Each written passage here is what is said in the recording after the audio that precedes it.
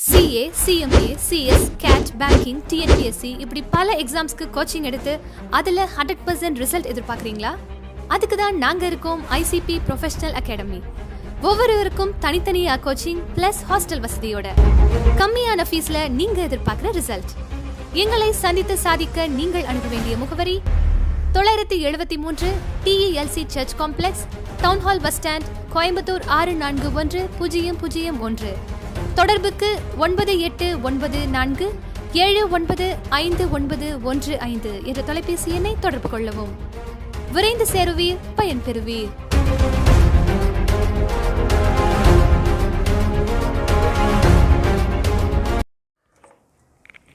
Dear students, good morning all of you. நம்ம இப்போது consignment lesson illustration 3 படிக்கலாங்க.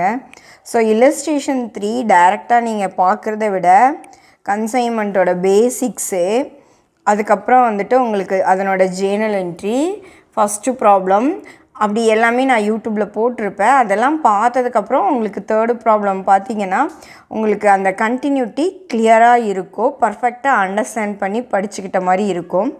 இப்போ இந்த ப்ராப்ளம் பார்க்கலாங்க. Illustration 3, 1000 toys consigned by Rosie and Company, Calcutta to Shaw of Srinagar at cost 150 each.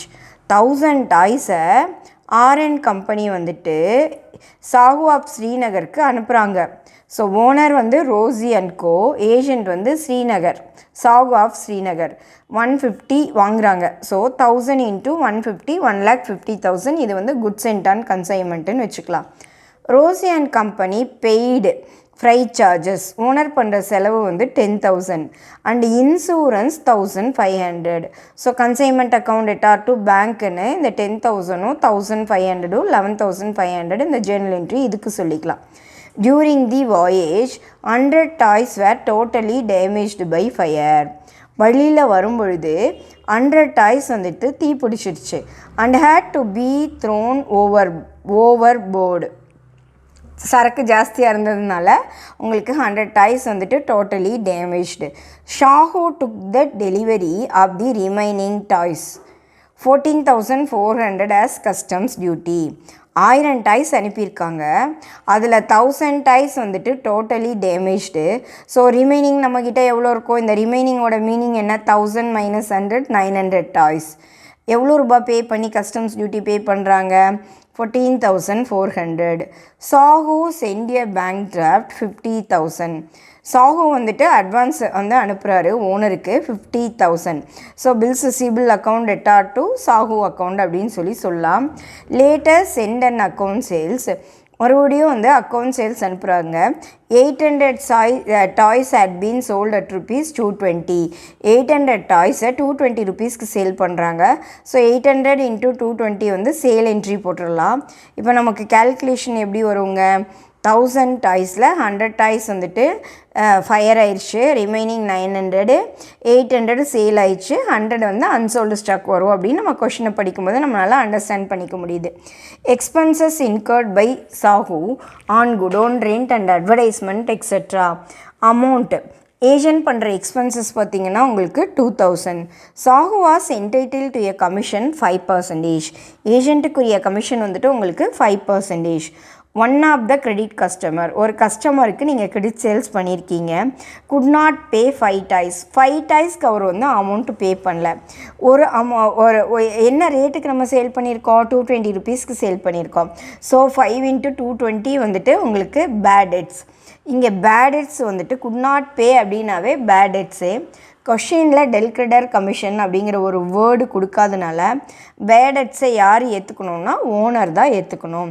You are required to prepare the consignment account, goods and on consignment, inventory account, அப்புறம் இந்த books of Rosy and co, assuming that nothing has been recovered from the insurance due to affect of the policy. Sahu his account immediately. Problem படித்தது உங்களுக்கு கிளியராக புரிஞ்சிருச்சுங்களா? நான் இப்போ உங்களுக்கு work out பண்ணுறேங்க. இப்போ வந்துட்டு goods illustration 3 goods sent on consignment first rough work பண்ணிவிட்டு அதுக்கப்புறம் வந்துட்டு நம்ம லெஜரில் போடும்போது நம்மளுக்கு கரெக்டாக இருக்கும். Goods sent on consignment 1000 toys வந்து அனுப்புகிறாங்க. ஒரு டாய்ஸோட விலை வந்துட்டு 150. So goods sent on consignment வந்துட்டு 1,50,000. ஓனரோட எக்ஸ்பென்சஸ் பார்த்திங்கன்னா ஃப்ரைட் சார்ஜஸ் வந்துட்டு ஒரு 10,000 ருபீஸு, இன்சூரன்ஸ் சார்ஜஸ் வந்துட்டு ஒரு 1,500. ஸோ ஓனரோட expenses 11,500. Consignment account debtor to bank. 100 toys வந்துட்டு டோட்டலி டேமேஜ்டு. 100 டாய்ஸ் வந்துட்டு டோட்டலி டேமேஜ்டு. அப்போ டாய்ஸ் வந்துட்டு டேமேஜ்டு ஆயிடுச்சுங்களா? இதுக்கு நம்ம என்ன கண்டுபிடிக்கணும் அப்படின்னா அப்நார்மல் லாஸ் கண்டுபிடிக்கணும். என்ன கண்டுபிடிக்கணும்? அப்நார்மல் லாஸ் கண்டுபிடிக்கணும். எப்படி அப்நார்மல் லாஸ் கால்குலேட் பண்ணுறது? 100 டாய்ஸு, ஒரு டாய்ஸோட காஸ்ட்டு ப்ரைஸ் வந்துட்டு 150. ஸோ 100 × 150 வந்துட்டு உங்களுக்கு 15,000 வரும். Next one time expenses. ஓனரோட எக்ஸ்பென்சஸ் வந்துட்டு 11,500. எவ்வளோ டாய்ஸுக்குங்க? 1000 டாய்ஸ்க்கு 11,500 எக்ஸ்பென்சஸ்னால் 100 டாய்ஸ்க்கு எவ்வளோ இருக்கோ அப்படின்னு சொல்லி நம்ம பார்க்கணும். இப்போ நீங்கள் இதை கட் பண்ணிட்டீங்க அப்படின்னா உங்களுக்கு 1,115 வரும். ஸோ இதை டோட்டல் பண்ணிங்கன்னா 16,150. இதுதான் வந்துட்டு உங்களுக்கு அப்நார்மல் லாஸுக்கு நீங்கள் கால்குலேட் பண்ண வேண்டிய அமௌண்ட்டு. இப்போது ஏஜென்ட் பண்ணுற ஏஜென்ட்டோட எக்ஸ்பென்சஸ் பார்த்திங்கன்னா கஸ்டம்ஸ் டியூட்டி வந்துட்டு 14,400. சன்ரே எக்ஸ்பென்சஸ் அப்படிங்கிறது ஒரு 2,000 இருக்குது. கமிஷன், சேலில் கமிஷன் வாங்குவார். சேல் வந்துட்டு ஃபஸ்ட்டு நம்ம இங்கே சேல் பார்த்துடலாம், அதுக்கப்புறம் கமிஷன் போனால் நம்மளுக்கு ஈஸியாக இருக்கும். சேல் வந்துட்டு 800 டாய்ஸை 220 ருபீஸ்க்கு சேல் பண்ணுறாங்க. 800 டாய்ஸை 220 ருபீஸ்க்கு சேல் பண்ணுறாங்க. 800 × 220 போட்டிங்கன்னா 1,76,000. இந்த 1,76,000க்கு தான் உங்களுக்கு என்ன கிடைக்கும்? கமிஷன் கிடைக்கும். எத்தனை பர்சன்டேஜ் கமிஷன் கொஸ்டினில் சொல்லியிருக்காங்க? 5% கமிஷன் சொல்லியிருக்காங்க. ஸோ 1,76,000க்கு 5% போட்டிங்கன்னா 8,800. சேல் போட்டுட்டு நீங்கள் கமிஷன் போட்டுருங்க. அதே மாதிரி பேட் டெட்ஸ் 5 டாய்ஸ் வந்துட்டு credit customer good not pay.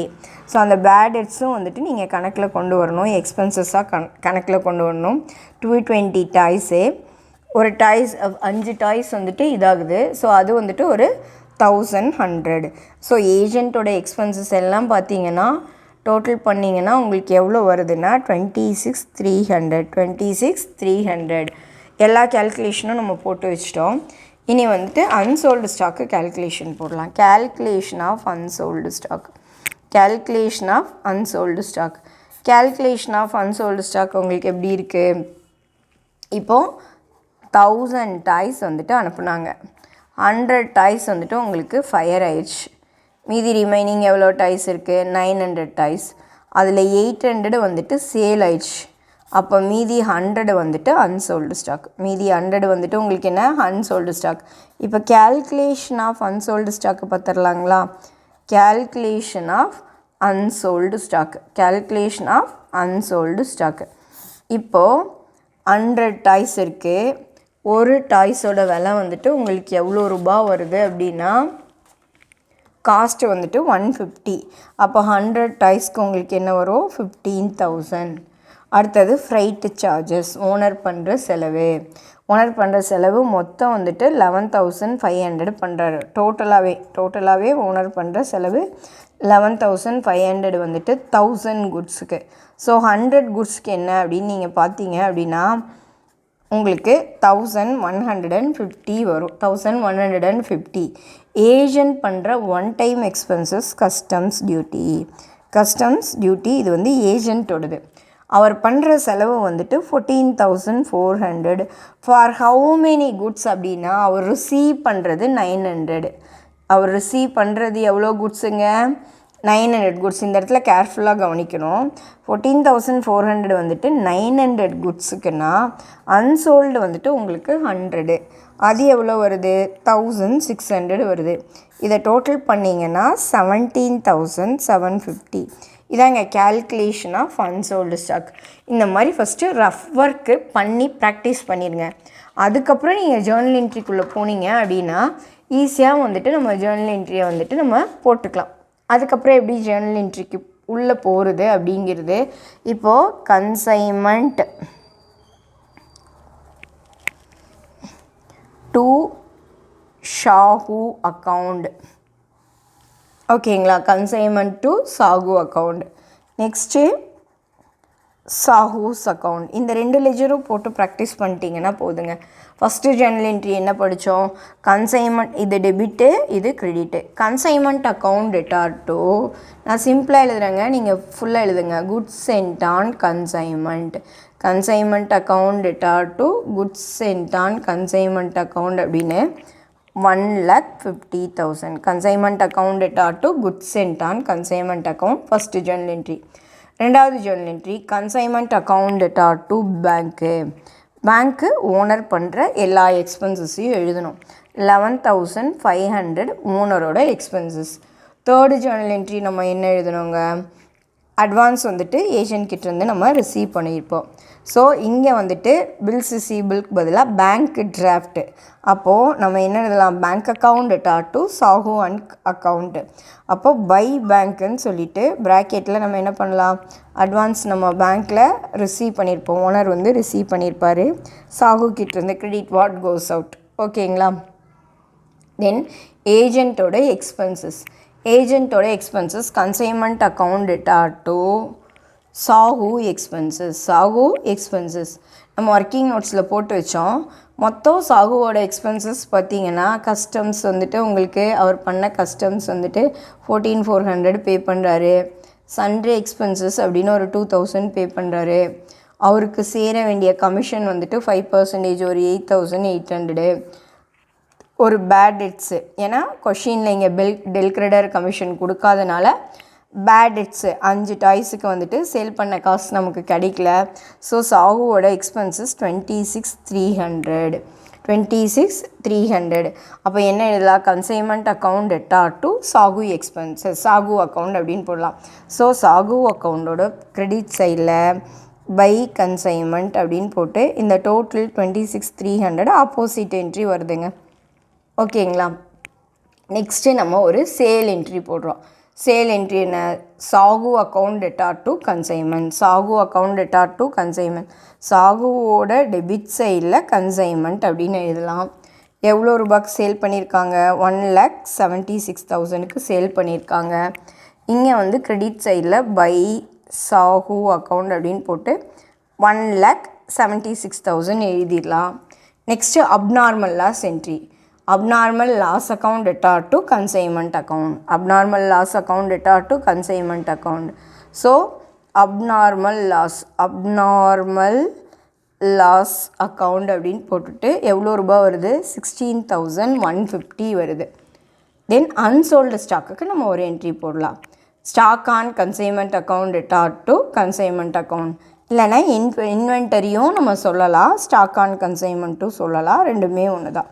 Stock on consignment account debtor to consignment account. Stock on consignment account போட்டு 17,750 ஆல்ரெடி நம்ம ஒர்க் பண்ணி வச்சுருந்ததுனால ஜெர்னல் என்ட்ரி போட்டால் நமக்கு இது ஈஸியாக இருக்கும். ஓகேங்களா. எல்லா ஜெர்னல் என்ட்ரியும் நம்ம போட்டு முடிச்சிட்டோம். அக்கௌண்ட்டை வந்து நம்ம க்ளோஸ் பண்ணோம். எப்படி க்ளோஸ் பண்ணோம் அப்படின்னா 2,09,900 இதெல்லாம் டோட்டல் பண்ணியிருக்கீங்க. சரிங்களா. ஒரு sale, abnormal loss, unsold stock இதெல்லாம் டோட்டல் பண்ணால் 2,09,900. இந்த 2,09,900ல் இந்த purchase price, owner expenses, agent expenses எல்லாத்தையும் மைனஸ் பண்ணிங்கன்னா 22,100 வருது. இதுதான் உங்களுடைய ப்ராஃபிட். ஓகேங்களா. அப்போ consignment account debtor to profit and loss அப்படின்னு. தென் இங்கே வந்து 1,76,000 இங்கே வந்துட்டு உங்களுக்கு என்ன வருது? 1,76,000 வருது. இந்த 1,76,000ல் இதை நீங்கள் மைனஸ் பண்ணுறீங்க. 50,000ஐயும் 26,300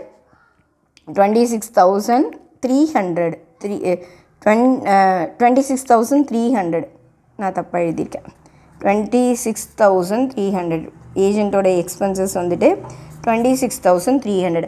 ஸோ 1,76,000ல் மைனஸ் 76,300 பண்ணிங்கன்னா செட்டில்மெண்ட்டு நீங்கள் ஓனருக்கு மீதி ரிமைனிங் 99,700 சென்ட் பண்ணி வைக்கணும்.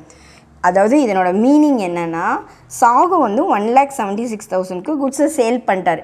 Already advance 50,000. அவர் பண்ண எக்ஸ்பென்சஸ் எல்லாம் நம்ம கிளைம் பண்ணிக்கலாம். அப்போ 26,300 அவர் எக்ஸ்பென்சஸ் பண்ணியிருக்காரு.